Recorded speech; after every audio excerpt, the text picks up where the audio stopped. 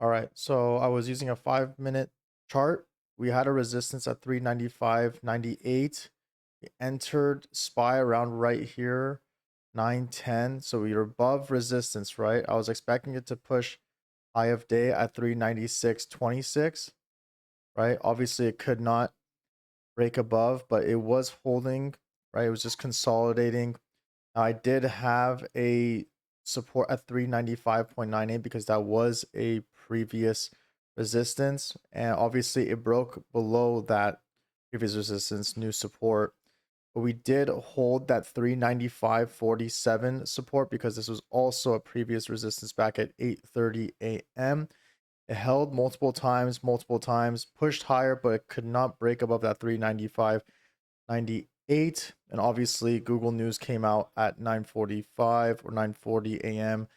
and we stopped right below that 395.47. So again, if we didn't stop, look at where SPY went, the 392.45. Those contracts were even worse at that time. So that's the trade.